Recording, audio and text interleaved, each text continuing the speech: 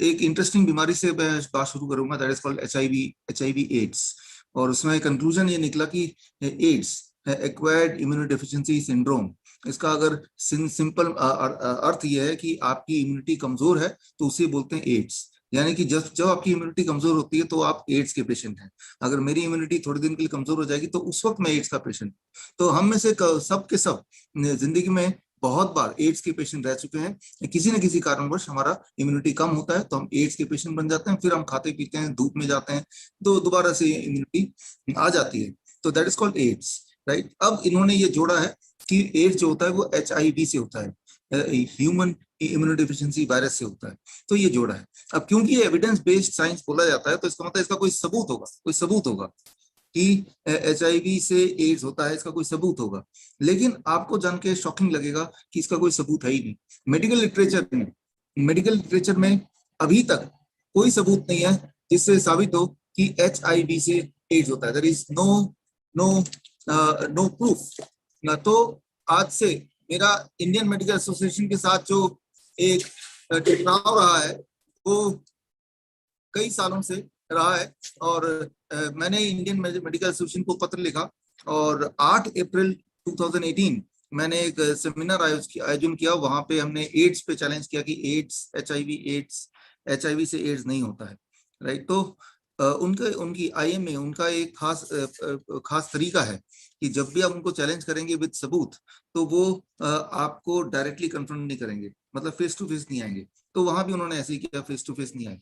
उन्होंने face to face ना आके उन्होंने अपना अपना बयान टेलीविजन में, एबीपी न्यूज में और बाकी जगह पे दिया मेरे अगेंस्ट, पर सामने नहीं आया। सामने आने से क्या है कि एविडेंस लेके आना पड़ेगा, राइट। तो वो सामने नहीं आया कभी भी। अभी इसी महीने की बात है, दिस इज मे, बीबीसी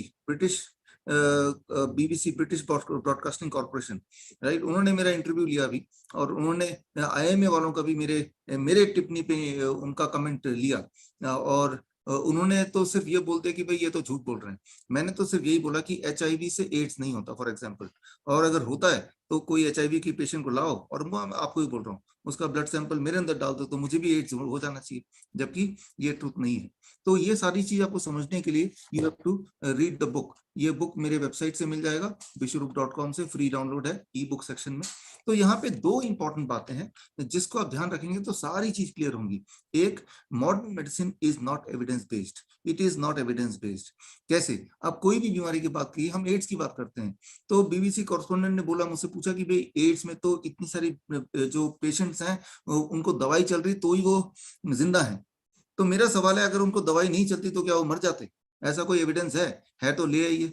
तो उन्होंने एविडेंस दिया मुझे, वो एविडेंस मैं इस ग्रुप में शेयर करूंगा। वो एविडेंस ये था कि 2 दवाइयां, वो जब भी वो रैंडमाइज कंट्रोल ट्रायल करते हैं एचआईवी के कॉन्टेक्स्ट में, वो हमेशा 2 दवाइयां लेते हैं, एक दवाई जो ज्यादा खतरनाक है, एक दवाई जो कम खतरनाक है, और दोनों के बीच में कंपेरिजन है। कभी भी ऐसा कोई रैंडमाइज कंट्रोल ट्रायल नहीं हुआ एड्स के पेशेंट में कि एक ने दवाई ली और एक ने दवाई नहीं ली। अभी जो कोरोना के कॉन्टेक्स्ट में सॉलिडेरिटी ट्रायल हुआ था जिसमें भारत ने भाग लिया था, डब्ल्यूएचओ ने कराया था, उसमें अलग अलग दवाइयों का कंपैरिजन है, हाइड्रोक्सीक्लोरोक्विन का, लेपिनोविर का, अलग अलग जो दवाई प्रोटोकॉल है उनमें से कौन सा ज्यादा अच्छा है, कौन सा खराब है।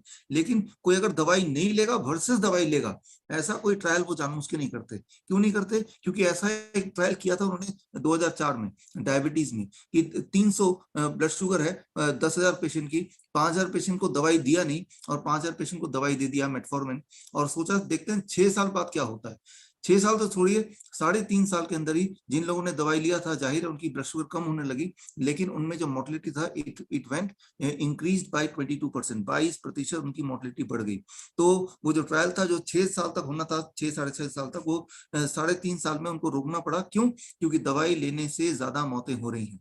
तो यहाँ पे आप एज ए व्यूअर आपको ये देखना है कि एविडेंस बेस्ड क्या है। अगर एविडेंस बेस्ड है तो क्या है, एक सवाल पूछना है कि ये जो दवाई मैं ले रहा हूँ क्या ये दवाई लेने से मेरी लाइफ स्पैन बढ़ जाएगी इन कंपैरिजन टू दवाई नहीं लेने से, या मेरी क्वालिटी ऑफ लाइफ इंप्रूव हो जाएगी, लाइफ स्पैन चलो ना बढ़े लेकिन मुझे कुछ आराम मिलेगा इन कंपैरिजन टू दवाई नहीं लेने से, और इसका कोई एविडेंस है क्या? ये एक सवाल पूछिए। अब हम डिजीज वाइज सवाल पूछते हैं, क्या डायबिटीज के कॉन्टेक्स्ट में अगर मैं दवाई लूंगा तो क्या मेरी लाइफ स्पैन ज्यादा होगी इन कंपैरिजन टू दवाई नहीं लेने से और let my blood sugar be higher? तो एविडेंस क्या कहता है? मेडिकल लिटरेचर में एविडेंस ये कहता है कि दवाई लेने से ना तो आपकी लाइफ स्पैन बढ़ेगी, ना ही आपकी क्वालिटी ऑफ लाइफ इंप्रूव होगी। ये मैं नहीं बोल रहा हूँ, ये मेडिकल लिटरेचर बोल रहा है। अब हम बात करते हैं कीमोथेरेपी, कैंसर की। कैंसर में जो स्टैंडर्ड प्रोटोकॉल है, कीमोथेरेपी है, रेडिएशन है या सर्जरी है, अगर मैं ये करूंगा तो क्या मेरी लाइफ स्पैन बढ़ जाएगी इन कंपैरिजन टू कैंसर का पेशेंट कुछ ना करे, कुछ भी ना करे, कुछ भी ना करे, आयुर्वेद भी ना ले, होम्योपैथ भी ना करे, कुछ करे ही ना। तो एविडेंस ये कहता है कि अगर आप कुछ नहीं करेंगे तो आपकी लाइफ स्पैन लंबी होगी इन कंपैरिजन टू अगर आप कीमोथेरेपी लेंगे या रेडिएशन लेंगे या सर्जरी कराएंगे। तो चाहे हम कैंसर की बात कर रहे हैं, हम डायबिटीज की बात कर रहे हैं, हम हार्ट की बात कर लेते हैं। हार्ट में भी ऐसा ही जो रैंडमाइज कंट्रोल ट्रायल है वो यही कहता है। ब्लड प्रेशर में यही कहता है कि अनलेस आपका ब्लड प्रेशर 160/100 से ऊपर है कंसिस्टेंटली, तब थोड़ा बहुत दवाई का असर हो सकता है, मतलब आपकी लाइफ स्पैन को बढ़ाने में या आपकी क्वालिटी लाइफ को इंप्रूव करने में। बिना दवाई के अगर आपका ब्लड शुगर 160, ब्लड प्रेशर आपका 160/100 से नीचे रहता है नॉर्मली, चाहे वो 150/95 ही रहता हो, तब भी अगर दवाई लेके उसको और नीचे करेंगे, 120/80 लाने की कोशिश करेंगे, तो नंबर चाहे वो आ जाए लेकिन आपकी लाइफ स्पैन नहीं बढ़ेगी, उल्टा घट जाएगी, आपकी क्वालिटी ऑफ लाइफ वो भी घट जाएगी। ये सारे एविडेंसेस को मैंने कलेक्ट कर लिए हैं, कलेक्ट करके मैंने इस बुक में डाला है। ये बुक भी फ्री डाउनलोड कर सकते हैं विश्वरूप.com में जाके ई बुक सेक्शन में।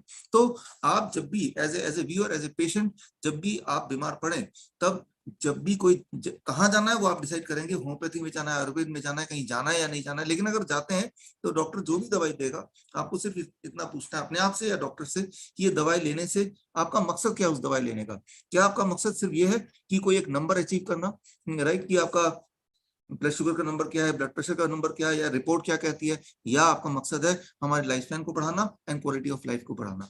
अगर आपका मकसद quality of life and life span बढ़ाना है, which should be the main purpose, तो ये सारी की सारी दवाइयों का जो मेडिकल लिटरेचर में जो एविडेंस है, that is the complete failure, that is the complete failure. तो वो सारे डेटा अगर आपको चाहिए तो you can put here, right, ये इसको देख सकते हैं, इसमें मिल सकता है। तो जब भी जितने सारे वाइड स्प्रेड डिजीजेज हैं या जितने सारे वाइड स्प्रेड ट्रीटमेंट प्रोटोकॉल है, उन सब के मैंने एविडेंस ढूंढे। तो एवरीवेयर देखिए, देयर आर टू थिंग्स, एक तो मेडिकल साइंस है, एक मेडिकल इंडस्ट्री है। मैं अभी जो बात कर रहा हूँ वो मेडिकल साइंस की बात कर रहा हूँ। एक सिंपल सी दवाई अगर मैं बोलता हूँ, पैरासीटामोल की बात कर लेते हैं, अभी मनीष जी ने बताया, पैरासीटामोल 150 साल पुरानी दवा होते हुए भी you will be shocked, paracetamol का एक भी इंसान पे रैंडमाइज कंट्रोल ट्रायल नहीं है। वायरल फीवर पे कैसे काम करती है, रैंडमाइज कंट्रोल ट्रायल है ही नहीं। तो इसे एविडेंस बेस कैसे कर सकते हैं? हाँ, एनिमल ट्रायल है, लेकिन एनिमल ट्रायल में ये देखा गया कि जिन एनिमल को दिया तो वो मर गए या फिर वो लंबे समय तक बीमार रहे। So we have to understand here, यहाँ पे आपको बहुत ही क्लियरली सोचना पड़ेगा कि ये पैरासिटामोल मैं ले रहा हूँ क्योंकि ये डॉक्टर बोल रहा है, क्या इतना ही काफी है, या आप इसलिए ले रहे हैं क्योंकि एविडेंस ये कहता है कि अगर आप लेंगे तो आप जल्दी ठीक हो जाएंगे। What is more satisfying for you, what you are looking at? आप ये देख रहे हैं कि ये डॉक्टर बोल रहा है तो मैं ले लूं, या आप ये देखना चाहते हैं कि इसमें एविडेंस ये कहता है तो मैं ले लूं?